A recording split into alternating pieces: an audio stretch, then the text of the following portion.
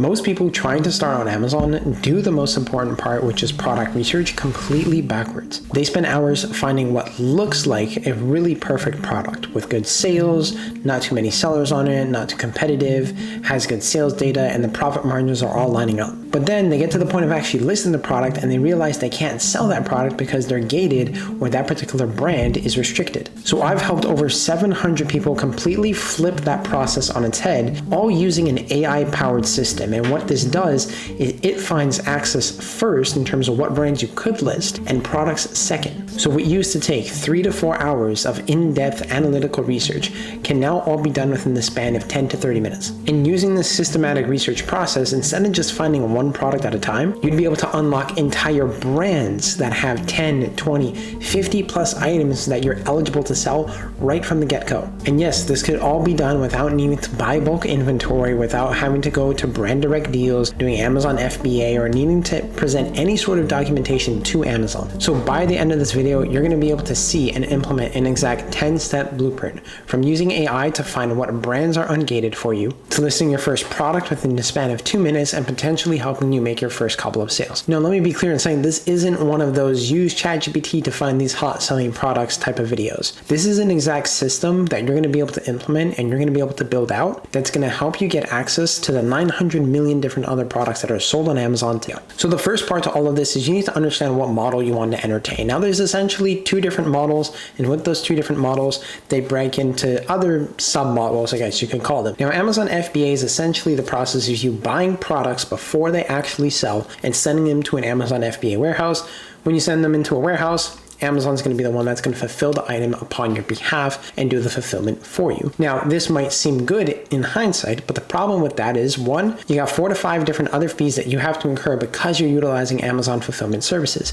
But even to that other point, it is very capital intensive because in order for you to be able to make the most money, you have to spend more on bulk units of inventory, which means that your starting capital is anywhere between about $7,000 to $10,000 or even more. And then lastly, when it comes to doing Amazon FBA, it's very risky because God forbid if you send products into an Amazon FBA warehouse and those products don't end up selling because you missed one little thing in the product research or something just happened, that product listing on Amazon outside of your control, well then you're at a loss of that $7,000, $10,000, even $5,000 that you spent on a bulk order sending it into an Amazon FBA warehouse. And you can do this in multiple different ways. You can do this through your own brand, through private label, you can do it through wholesale, but when you have Amazon FBA, you also have something called Amazon FBM. Now, Amazon FBM stands for Fulfillment by Merchant. So what Fulfillment by Merchant essentially means is that you as a third-party seller on the Amazon platform are required to be in charge of the fulfillment, so getting the product to the customer. Now, there's basically 3 different models within FBM. You have online arbitrage, retail arbitrage, and then you have what we do, which is the dropshipping process. Online arbitrage and retail arbitrage are not necessarily the worst business models. Again, all business models work. It just comes down to your personal preference at the end of the day, but they are more time intensive and they are a little bit more capital intensive as well, and there's more fees associated with them. So the reason why we do Amazon dropshipping and we do it the right way, all TOS compliant, is simply because we're allowed to be able to list any products we possibly can without buying them before they sell. So even as a beginner, if you're scared of losing money in this Amazon space, you're at risk of losing literally no money. Because let's say hypothetically, if I list a camera like this and it doesn't sell, I lose no money because I didn't buy that product before. But only once someone buys a product from me first, then I go to my supplier website, I purchase the item, but my supplier is going to send that product directly to the customer's doorstep for me upon my behalf. Now, the other benefit to doing dropshipping is you only have to ever pay one fee. So there's no prep center involved, there's no Amazon warehouses involved, and that fee is a 15% referral fee that is standard for every single person you have to pay. Now, once you choose your model, and hopefully it's Amazon dropshipping because why not? There's nothing for you to lose by pursuing a model like this, whereas the other models, there's a lot of risk involved. But after you choose your model, it's going to essentially come down to what products and product categories you're going to be selling. Now, what kills 99% of beginners is they automatically start looking at product categories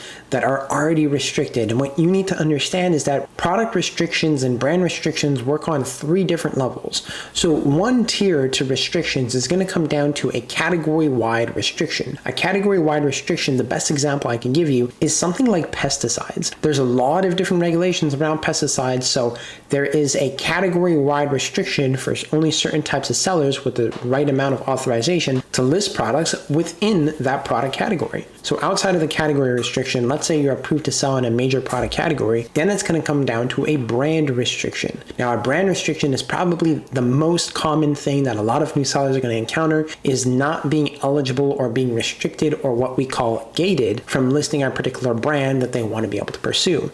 And the biggest problem is that a lot of new sellers often look at product categories like groceries, like baby products, like beauty, let's say, for example, makeup, and smaller ticket items, which oftentimes require a lot of restrictions around them, which means that they're not authorized in the beginning for them to be able to sell those branded products as a complete beginner. So this alone is what causes many people to think that, oh, it doesn't work for me, or I'm not the actual person that's going to be good to sell on Amazon, is because they're already starting off their research process in the wrong places. So they're setting themselves up for failure.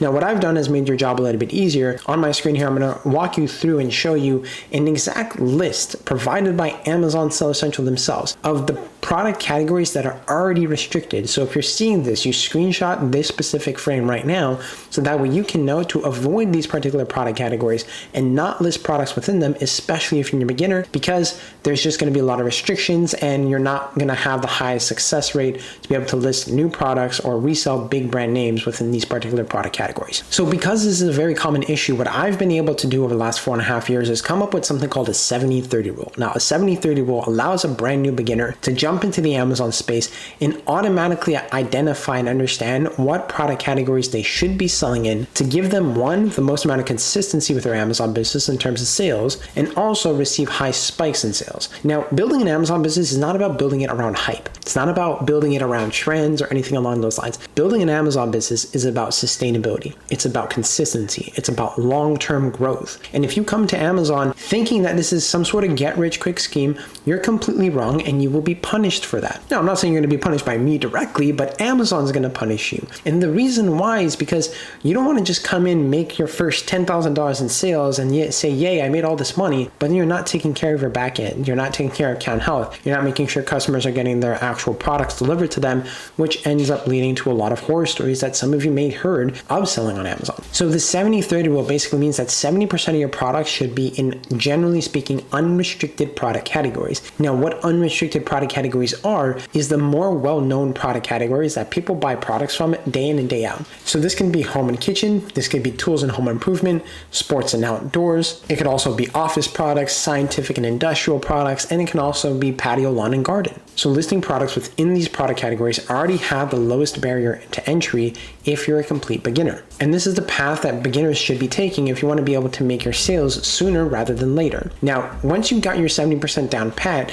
you're also going to be listing 30% of your product categories in seasonal product categories. Okay, so what that essentially means is when you have consistent stream of income coming in from your Amazon business, you can also get high spikes in income, and that's by capitalizing on seasonality. What seasonality essentially is, based on the time of the year, how does it influence consumer purchasing behavior? So from a macro perspective, you can think about the weather, right? If you're in a place where it gets relatively colder, let's say like New York, for example, and it gets colder throughout the months of December, January, February, let's say, what are people looking for throughout the colder times of the month to make the cold less miserable to a certain extent? The best example I can give you is if it snows in New York, well, what's the one thing that helps people ensure the snow doesn't stay there for a long time? Two things: shovel and salt. So when people put salt on snow, for those of you that don't have snow, or you might live in Arizona, when you put salt on snow, it actually melts the snow completely much faster. So that's just one example I can provide you with, but the other example could be around events, can be around holidays, right? So at the time of this recording, the Super Bowl is indeed, in fact, about 2 to 3 weeks away at this current moment right now. So I know that people are preparing to have Super Bowl parties, are preparing for Super Bowl themed things, and the same thing with Valentine's Day as well. And you see these consistent things take place every quarter. Every quarter, there's a different set of seasons that come through, and as a different set of seasons, that also means that there's a different set of holidays that take place, which influences what consumers are looking for and what consumers are not looking for. But the reason why this is only 30% is because, remember, your Amazon store is not built around hype. It's built around systems and foundations and core elements. So with the 30% element, what you got to be able to ensure yourself of is that requires continuous product research, because what's sold for you in Q4 is not what's going to sell for you in Q1. one. What sold for you 2 months ago is not what's going to sell for you this month because now it's the summer, let's say, hypothetically speaking. So my recommendation for anybody that's starting out, I would say have a hybrid store. What that means is look at products that are at a bare minimum of $100 or that can go up to $800, let's say, for example. Now remember, you don't need to have $800 in product for you to be able to list products. You're just exploring the opportunity. You're saying, if someone buys this from me, I don't know if they will, it's your way of testing out the market. But what's important is that your first 30 days is not going to make you rich. Okay, the first 30 days is going to show you that the system works and it's replicable for you to be able to do if you put in more reps. Now, one quick note about this is that as you start to scale your Amazon business, what ends up happening is the more sales you make, the more your account health rating. If your account health rating gets to the point of 240 and above, that means that you will start to get auto-ungated and you will have less restrictions across big name brands that you were previously gated in. So where you are right now is not where you are going to be in the future, and more opportunities will open up as you make more sales, as you provide more positive experiences to customers. Amazon will reward you. All right, so now that we've gone for the first 2 steps here, let's get into the third step, which is actually setting up your Amazon business. Now, when it comes down to setting up your Amazon business, all you really have to do,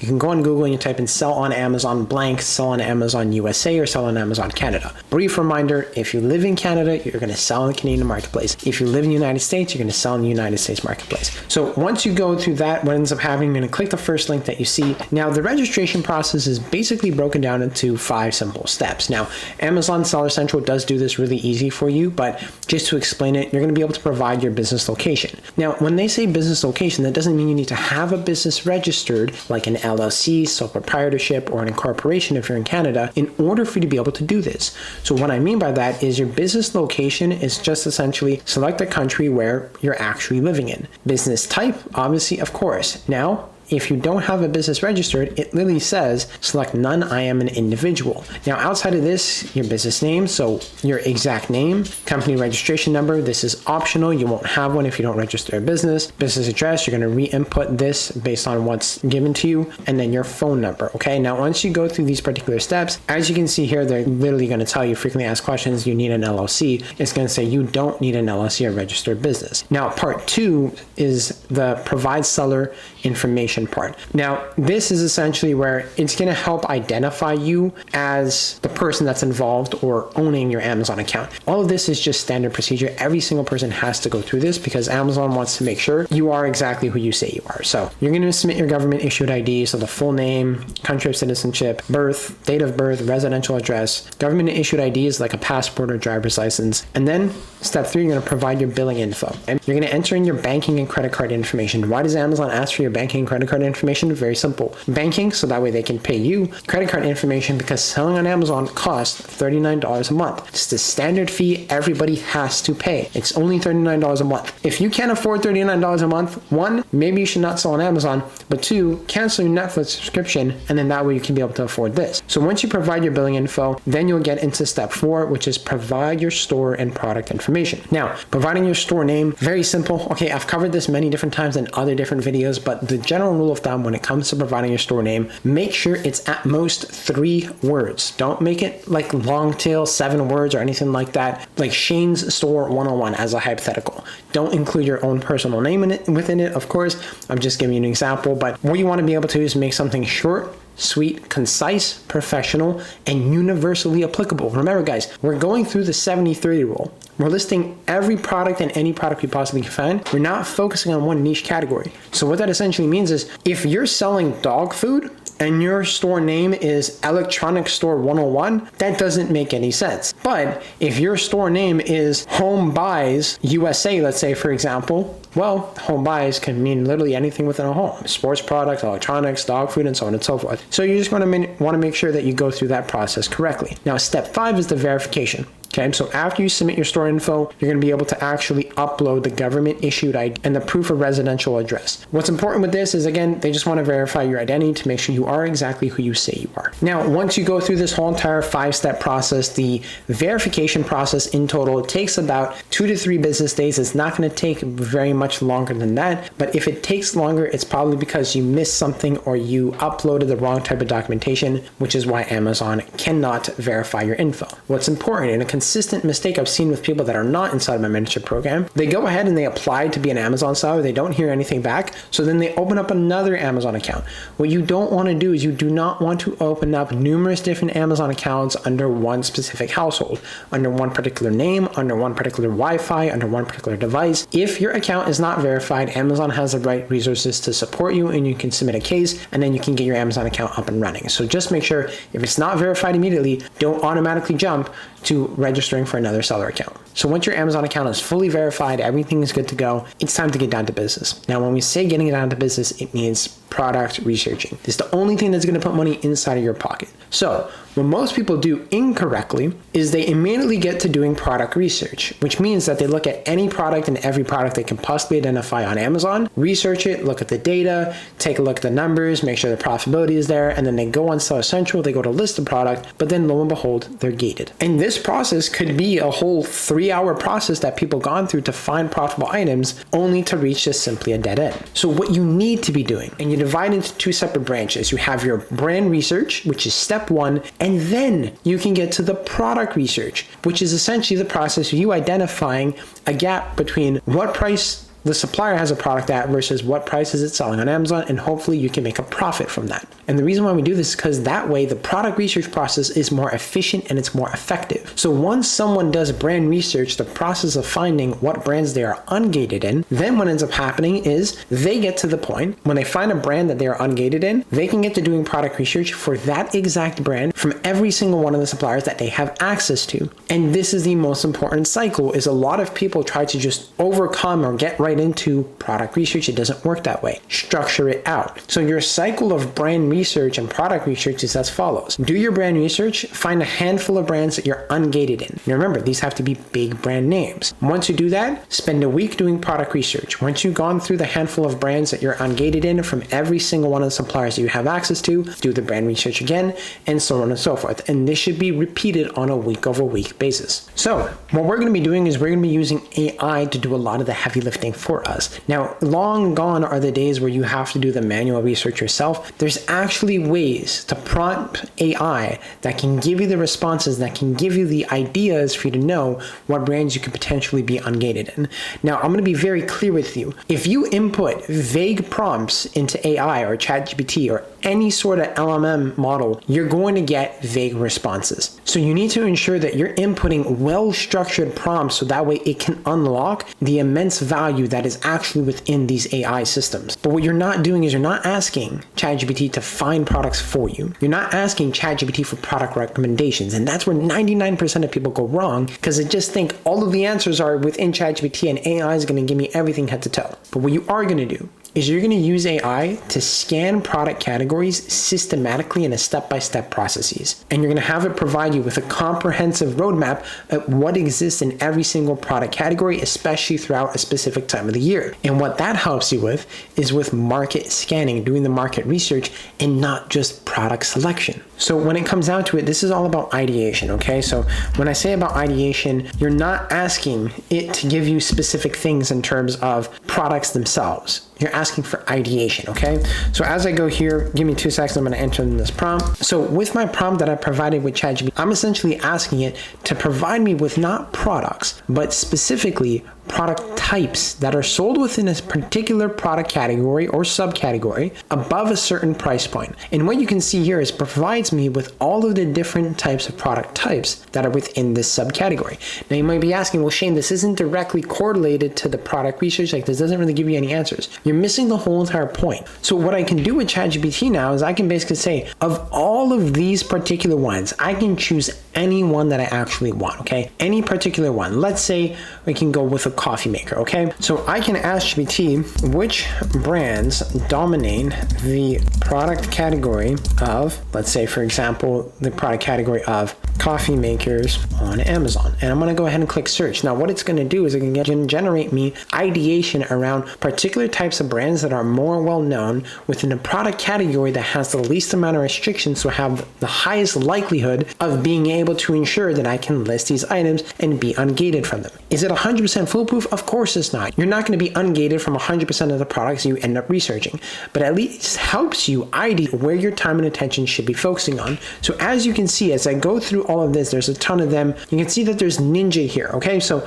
what I can do is I can essentially reverse engineer this process and say, well, if it's telling me Ninja, I can go on my Sell Essential store and I can see and identify what brands I am ungated in and what brands I am not ungated in. So what this does is this helps you get the full landscape, because a lot of people are like, well, I don't know what to list. I don't know how to list products. So what this does for you, it provides you with the whole landscape in terms of what are the best product categories for you to be selling in, what are the exact product types, because you need to get granular, and of those product types, which ones are the dominating ones, because the bigger brand names, that's the name of the game with this, where reselling was already existing, what products people already know, like, and trust that are on Amazon right now. And what you can essentially do, you can take any one of these product categories. Hypothetically, let's say I can take Ninja here, and when I take Ninja here, I can go into my store. Once I go into my store, I can click search, choose any one of the products that are available, select the condition to sell, condition new, and if it says sell this product like what it says here, then that allows me to know that I'm indeed ungated from this particular product. So this is all particularly one way that you can be able to go about it, but a very counterintuitive method that a lot of people miss is something like this. So let's say hypothetically, I want to look at coffee machines. Now, when I go coffee machines and I search it on Amazon, what can end up happening is, remember that Amazon is also a database of information and consumer purchasing behavior. It already knows what brands are doing well. On the left-hand side, I can see the pre-existing brands that people already are looking for and what are the top performing brands. So with this gives me a lot of insight. But another very important thing is how you can be able to tell what brands are more third-party seller friendly or what brands are more FBM friendly is you can go to the top right hand corner here, and when you go into the top right hand corner, you can actually search the price from high to low. When you filter the price from high to low, this allows you to identify what particular product categories or product brands have third-party sellers on them. Now, of course, granted, you're not going to sell things that are $16,000, so you're going to put a price cap to this, so let's say about $1,500, okay? Now, once you put a price cap to it to $1,500, you're then going to try to be able to identify what particular brands are selling products at these price points. So as you scroll down here, let's try to be able to find at least one brand that I can get insight on. So I can see here that there's a Jira coffee machine. So with this specific Jira coffee machine, what I can see is more oftentimes than not, these are going to be the third-party sellers, the FBM sellers that are listing these types of products. Now, yes, of course, this is indeed a renewed type of product, but that's besides the point. Renewed or not, it's still a high-ticket product. So if it's a high-ticket product reselling a particular brand, what ends up meaning is that we have higher likelihood of being ungated in this particular brand ourselves as well. Now, the reason as to why we do something like this is because high-ticket items are generally bigger. They're more expensive, but they're also heavier. And what that means is heavier items mean that Amazon FBA sellers are the ones that cannot be able to list them. So as we go with heavier items, we know FBA sellers, we're not competing with them, and there's other third-party sellers exactly like us selling on Amazon. And no, it's not too saturated because there's over 900 million products for you to be able to sell on Amazon. So by following this method, what it allows you to do, you're intentionally weeding out the sellers that you don't want, all while going where other third-party sellers are, so that way you know you have higher likelihood of being ungated in that particular brand. Now, once you're on a product listing, what you're going to want to make sure of is a couple different checks. Now, the first check that you're going to want to make sure of is specifically ensuring that there's at least 2 other sellers on that product listing, but no more than 5 sellers on that product listing, okay? Now, I know it might sound a little bit counterintuitive, but the reason why you do this is because you want to make sure that that product listing is indeed safe, as we call it. And the reason why we say safe is safe from intellectual property. If there's other third-party sellers doing Amazon FBM like us on that product listing, then that means that they have most likely not been filed for an IP violation for listing that item. But also a really good tool that you want to be able to ensure you utilize is IP Alert. IP Alert will allow you to tell what products are good and what products are not good. As you can see here on my screen with the Jira product, this specific Jira product, I can see that there's a green check mark. It means that that brand is indeed reseller friendly. But the other checks that you're going to have to be doing is you're going to have to be ensuring yourself that there is indeed no brand or manufacturer on that product listing selling the product listing themselves. If there is, they probably want to dominate that product listing. And if they recognize another third-party seller is on their listing, that will probably lead to a lot of issues such as IP complaints. So if we take a particular product like this, like a Keurig coffee machine, what I can see is that using IP alert, there's a green little check mark right there, so that's a good sign. Now, when I say 2 other sellers, I'm just going to want to make sure that there's at least 2 other sellers in that product listing selling the product in a new condition. Now, once you find a brand that you're ungated, and I'm promising you this, you don't need 8 brands to be ungated. You don't need 5 brands to be ungated to do the product research. All you need is 1 brand to be ungated. Now, when I talk about 1 brand being ungated, it can be any brand. But once you find that brand, you're going to exploit it from every possible angle you possibly can. Because again, remember, the more products we list, the higher the chance of us making sales, especially in the way that we sell on Amazon. So meaning I want to list anything and everything I possibly can and see what sticks. So when it comes down to the brand exploitation part, once you find a brand that you're ungated in, you're going to want to ensure you have at least 3 to 5 different domestic-based suppliers in the marketplace that you're selling in. So if you're selling in the US, you want US-based suppliers. Selling Canada, use Canadian-based suppliers, and so on and so forth. You do not want to use anything overseas. So no AliExpress, no Alibaba, no Temu, anything along those lines. And what your job is to take that 1 brand that you're ungated in and cross-reference it from every single one of the suppliers that you have available. So if I'm ungated in brand A, I'm going to go to supplier 1 and I'm going to go in their search tab and I'm going to look up brand A and go through every single one of the products they have inside their inventory. Then I'm going to go to supplier 2. In their search bar, type in brand A. Look up every single one of the products they have in their inventory and rinse and repeat that process, because my job is I want to get exposed to as many products as I possibly can. The hard part of the brand research is over. And truthfully, that's the most difficult part at the end of the day, is finding what brands you're ungated in, right?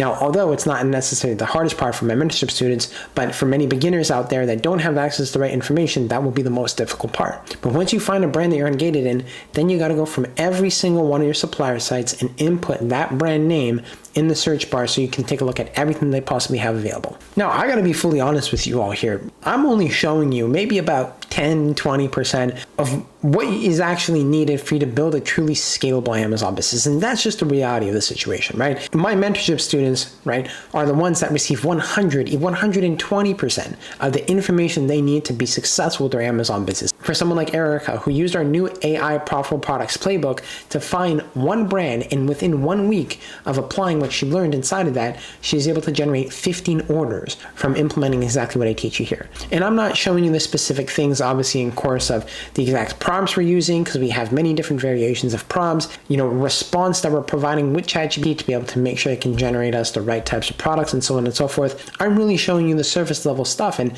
this is indeed pretty in depth, but if you see value in terms of what you're seeing here right now, imagine what the people inside of our mentorship program actually end up receiving in terms of information and knowledge. And if you feel like you actually want access to the whole 100% of the information you need to build a truly scalable Amazon business, all depending on whether or not you're going to want to put in the effort, because this isn't for lazy people, then you can apply to be a part of a mentorship program. All you got to do is click the link in the description down below, apply to be a part of the mentorship program, see if this is something that can fit. We can show you the back end look of what the program is, how it works, and understand your goals more specifically, so that way it's a perfect fit for both parties. Now look, I got to be fully transparent with you before we move forward. The things that I'm showing you right now, the in-depth information, although it's very detailed and very valuable, I'm only really telling you maybe 10-20% of what you truly need in order for you to be able to be successful, right? I'm withholding 80-90% of the things that you need to build a really scalable Amazon business that can actually create decent impact inside of your life and make sure that you can generate the results that you want to be able to generate with it.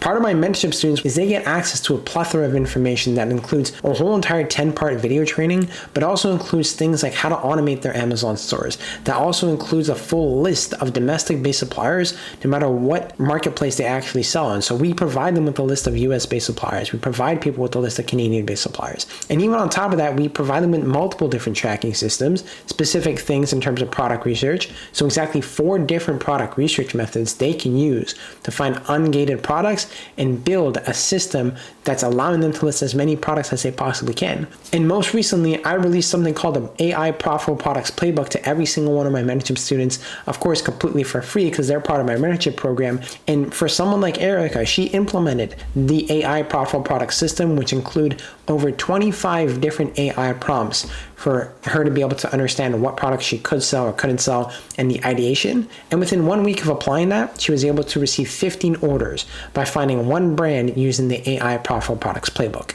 if you want me to personally help you inside of a mentorship program and help you build an Amazon business, all with these AI frameworks, using AI to find and build a database of ungated brands for your Amazon business, help you make your first couple of sales and help it grow to numerous highest levels beyond that point as well, then I am taking on new students to be a part of my mentorship program right now. And if you click the link in the description down below right now and book a call with me to be a part of my mentorship program, then I will actually give you full access to the AI Profitable Products Playbook. That's exactly what I showed you here, but even more in depth, things that like what Erica used, things that like what Dion used to generate over $10,000 in sales in one day alone in January 2026 on January 25th, then all you got to be able to do is click the link in the description down below, book a call with me, apply to be a part of mentorship. And if this is something that can help you, great. Happily give you access to the mentorship program alongside adding on top of that, the AI Profitable Products Playbook. So let's get back to the video. So once you find a brand that you're ungated in, you're going to go through every single one of the suppliers that you have available and search up the brand name, because they're going to have many different products that you can get exposure to.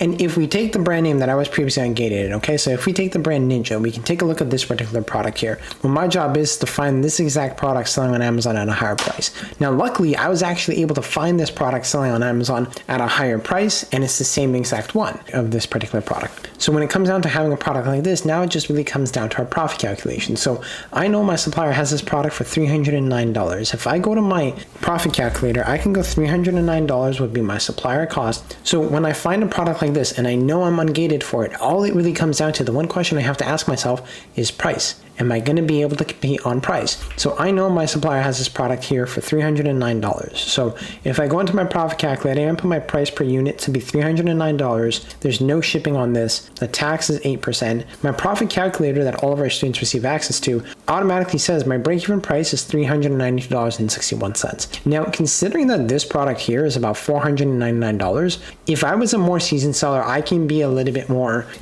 greedy to a certain extent and say I can list this product at $479. But considering you might be a new seller, I would say just go $449.99. You're still making about $48. Now remember, your first 30 days is not about being rich. It's about ensuring you that you see that the system works. So once you identify profitability on a particular product listing, all you can simply go is you can go into Seller Central and you can go ahead and add that product, which is what I'll walk you through here. So once we get onto Seller Central, you're going to go into your bookmarks and you go add products. Once you go add products, you're going to enter in the ASIN. Once you enter in the ASIN, you're going to go ahead and select the new condition, new. When it says sell this product, that means you can be able to list it. You're ungated from the brand. Now, Amazon's going to bring you through this whole entire thing. Your filters and attributes, you're going to do all, because there's certain things you need to input and certain things you don't need to input. Now, when we specifically go through this whole entire process, okay, the fulfillment channel, you're going to want to ship this yourself, okay? So merchant fulfilled, that's why they provide it. Quantity, you can put 100. Handling time, now this is essentially how many days you have to confirm shipment of the item and upload tracking. So in other instances, you can put this as 2, you can put this as 3. But if you put 3, Amazon's going to say it will ship within 3 to 4 days, right? If you put 2, it'd say it would ship within 2 to 3 days. So that's the only thing you have to be mindful of. Better to be safe than sorry. Okay, so it says 3, your restock date, you're not going to walk through at all. All right, what you're going to want to look at is your price. Okay, so your price is essentially the price that we looked at to be able to see, okay, I want to list this product at $449. So I'm going to go here and I'm going to say I'm going to list this particular item under my price at $449.99. Once I do that, I'm going to continue to scroll down, okay, maximum, minimum, and so on and so forth. You don't need to put these. These are more for our advanced sellers, and when you have repricing strategies in place, this is something that you can be able to entertain. Item condition is always going to be new. The product task code you don't have to do. Merchant release date, merchant shipping group, okay? So this is where you're going to be able to set up your shipping templates. Now, obviously, I'm not going to tell you how to set up your shipping templates. It's pretty simple for you to do, but you can set up different dates, okay? So let's say if I have 4 to 7, I can be able to put 4 to 7. Maximum order quantity, I don't need to put one, right? Gift options, we're not going to be able to offer a gift option, so we're not going to put that. Supplemental condition information, don't need to do that. Item dimensions, everything else is good to go. As you continuously scroll down, it's going to ask you to go through every single detail. You don't need to go through every single detail. Just some parts are required, some parts are not required as a third-party seller. seller. So your final checks is to basically say, what is required? Did you input everything that's required? If you put everything that's required, right? If you put 100, then great. Now you put your price, great. You put your merchant shipping group, great. Obviously you can tell that your handling time is not in here, but you also need to put that. Now the beautiful part about being on Amazon as well is you can actually set up automated repricing rules. Automated repricing rules allows you to be able to make sure that if a product or a specific third-party seller comes on the product listing and tries to undercut you, your price will automatically change without you having to do it manually yourself. Now, this is something I provide for my mentorship students. We implement repricing situations and repricing rules to help them make sure that they're pricing their products competitively. So like I said, if you want to be part of the mentorship program, you want the full sauce, the 120% of the information you need to be successful with this, all you gotta do is click the link down below to join the mentorship program. But as we go through this, what will end up happening is I'm gonna go on this left-hand side here and I'm gonna click ready to submit. Once I click ready to submit, everything will be good to go. Now, once you list your first product, you don't wait and cross your fingers, hope that that product's gonna list. It's about continuously adding more. There's this traditional saying in terms of when you're trading, set and forget. The same concept applies here. List a product, you've gone through your checks, list it, forget about it, move on to another product. Okay, the goal is for you to be able to identify products from the brands that you are ungated in, and you walk through this cycle week over week. Now, when you do make a sale, you'll be notified via email. You'll also have it within your Seller Central, and that's going to tell you exactly what you have to do. Now, you're going to be able to get everything in terms of the customer information. You're going to get their name, their apartment number, their full address, their shipping info, everything. So that way, when a customer pays you the $449 that we went through here today, I'm going to go to my supplier's website. I'm going to pay $309. But what I'm going to end up doing is, as I pay $309, I'm going to input the customer shipping information so that way the supplier can send it directly to the customer's doorstep for me. Now, what your primary objective is as a third-party seller is to win the buy box. When you win the buy box, you win Amazon. And many of you have already seen what the buy box even is. You just don't know what it's called. It's the little right part of every single product listing on Amazon that says add to cart or buy now. That's specifically the thing that's going to allow customers to buy products from your Amazon store more frequently. Why? Because it reduces the amount of friction. Now, there's about 7 different other elements that go into whether or not someone wins a buy box. Obviously, I'm not going to be able to tell you all 7 of those, but really ensuring that you're the lowest price, you got good shipping times, and your handling time is minimal, that's going to be something that's going to allow you to be able to ensure that you could indeed win the buy box over another third-party seller that may or may not be capitalizing on these specific opportunities, much like what you are here today. And what your goal is, you're not going to be in the buy box of every single product. So for beginners, you're going to aim for about a 10% featured offered percentage or buy box percentage. For the more seasoned sellers, essentially for the ones that have more listings, what you're going to be aiming for is a buy box percentage around 2 or 3%. Obviously, the more products you list, not all of them are going to go inside of the buy box, which is why as you list more products, your buy box percentage will end up decreasing, of course. So what your expectation is, usually after you list your first 20 to 30 items is when you're going to be able to hit your first sale. Much like someone like Sebastian, who went ahead, listed his first product, and within the first 2 hours of him listing his first product with his brand new Amazon store, he was able to make $11 in profit per unit. Yes, it's not a lot of money, but the first 30 days isn't about being rich, it's about showing you that the system works. So this is the exact 10-step system over 700 of my mentorship students have used over the last 4.5 years to help grow and scale their brand new Amazon businesses completely from scratch, all without needing any sort of prior experience. And the best part about all of this is we never have to buy products in bulk, never have to spend money on ads, purchase any sort of inventory before a product sells, and even further to that point, you don't need any prior experience in order for you to be able to do this. But there's a difference between those that hit high numbers, more than $10,000, $20,000 a month, versus those that really just stay at a couple $100 in sales on a monthly basis. And what it really comes down to is the AI product research framework. It's the brand first methodology, not trying to tackle product research at once, but dividing that product research process into the brand research and then the product research after that point. Don't try to tackle everything at once, separate it, make sure you're putting your time and attention towards the right thing, so that way, even though you might be spending a little bit more time on product research, at least you know it's for an ungated brand that you will be able to list down the line. Now, what I showed you here is the exact framework that you can be able to take away today, start implementing, and potentially make sales with your Amazon business. But if you really want the full in-depth AI profitable products Playbook and understand how I can mentor you one-on-one to help you build your Amazon business to where you want it to be in 2026, all you got to do is click the link in the description down below to apply to be part of the mentorship program. And for any of you that click the link below to apply, you will indeed be receiving that AI Profitable Products Playbook to make sure you can work smarter and not necessarily harder, all using AI. And that will show you the exact prompts you need to use. That will give you a list of suppliers, step-by-step video training, over-the-shoulder mentorship, and really give you all the tools you need to make sure that you're wildly successful in your Amazon business. Much like people like Christian Van Ham, who did over $15 million in sales in 2025. Someone like Erica did over $12,000 in profit in 1 month after being part of our mentorship program in 5 months. These are the things that are possible if you're willing to put in the work and wanting to stay disciplined with building an Amazon business. So that wraps up this video here. I hope you all enjoyed this very in-depth training that I was able to film for you. If you want more AI videos exactly like this video, comment down below what exactly you want to see next, and don't forget to hit that subscribe button. We'll see you in the next one.